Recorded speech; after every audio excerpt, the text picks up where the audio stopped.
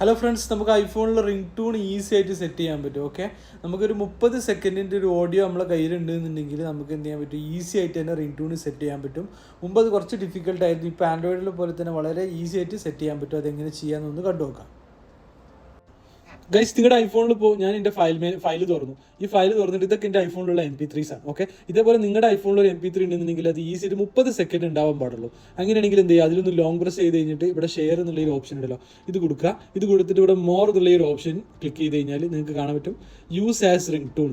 ഇത് സെറ്റ് ചെയ്ത് കഴിഞ്ഞാൽ, ഇത് ഓക്കെ ആക്കി കഴിഞ്ഞാൽ നമുക്ക് എന്ത് ചെയ്യാൻ പറ്റും, നമ്മുടെ ഐഫോണിൻ്റെ റിംഗ് ടൂൺ ഈ ഒരു ഓഡിയോ ആവുന്നുള്ളതാണ്, ഈ 30 സെക്കൻഡുള്ള ഒരു ഓഡിയോ ആവുന്നുള്ളതാണ്. ഓക്കെ, ഈ ഒരു ഓപ്ഷൻസ് യൂസ് ചെയ്തുകൊണ്ട് ഈസി ആയിട്ട് റിംഗ് ടൂൺ സെറ്റ് ചെയ്യാൻ പറ്റും.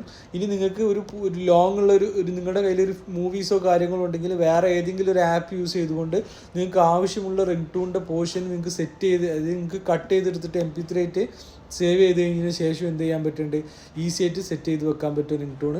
അപ്പോൾ ഇത് ട്രൈ ചെയ്ത് നോക്കുക. അതുപോലത്തെ ചെറിയ ടിപ്സിന് വേണ്ടിയിട്ട് നമ്മുടെ ചാനൽ ഫോളോ ചെയ്യുക, ലൈക്ക് ചെയ്യുക. Anyway thanks.